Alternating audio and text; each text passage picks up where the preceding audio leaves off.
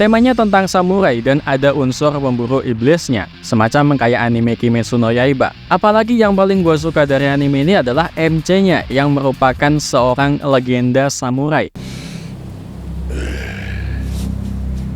Musashi Miyamoto, seorang legenda samurai yang memang kisahnya itu ada di dunia nyata. Bahkan ada beberapa film dan juga buku yang udah mengabadikan kisah nyata dari jalan hidup milik Musashi Miyamoto ini. Dan untuk kali ini kita bakal ngebahas soal satu anime yang mana MC-nya merupakan ya si samurai ini, yang tentu saja adalah Musashi Miyamoto. Animenya sendiri bakalan menceritakan tentang perjalanan seorang pendekar samurai terhebat bernama Musashi Miyamoto. Saking hebatnya si Musashi ini, dia dikenal sebagai seorang samurai yang gak pernah kalah satupun dari semua duel yang udah dia lakuin. Pokoknya mau siapapun lawannya, pasti si Musashi ini tuh bakalan menang. Kisah dari anime ini bakal bermula dengan kedatangan sosoknya yang bertujuan untuk meminjam sebuah benda yang ada di suatu kuil. Benda tersebut berbentuk seperti sarung tangan, namun juga mempunyai semacam kekuatan untuk mampu meningkatkan kekuatan dari pemakainya, seakan-akan berubah jadi kayak iblis gitu.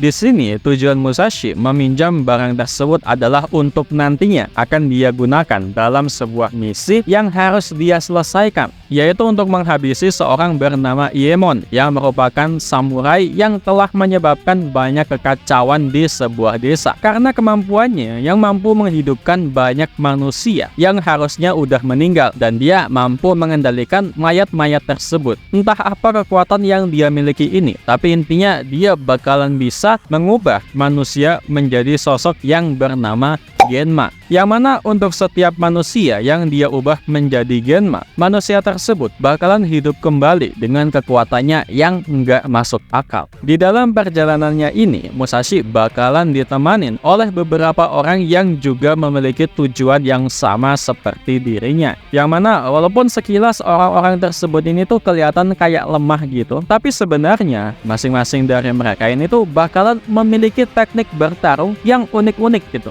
Dan selain itu, mereka pun juga bakalan punya perannya masing-masing, yang mana hal tersebut itu bakalan penting banget untuk perkembangan cerita anime ini ke arah yang lebih epic. Jadi intinya, walaupun mereka ini tuh kelihatan kayak nggak ada gunanya sama sekali, sebenarnya mereka berguna banget.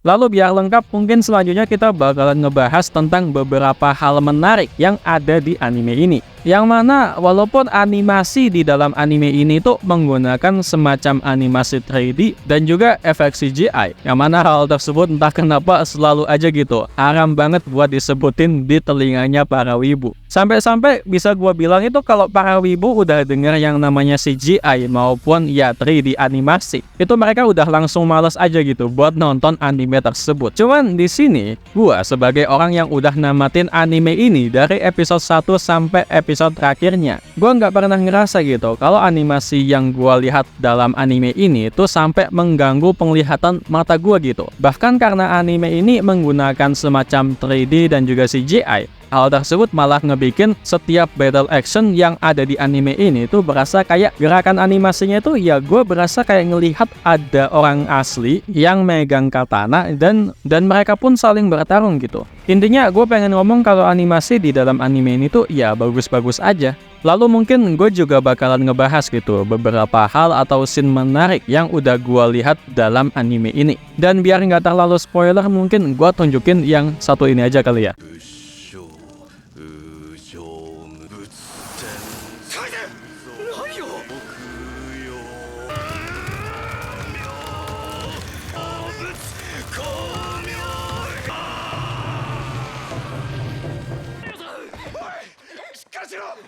Ketika gue pertama kali ngelihat adegan ini, gue beneran merinding banget gitu. Karena ya ada biksu yang sebenarnya itu ya manusia biasa dan gak punya kemampuan bertarung istimewa apapun gitu.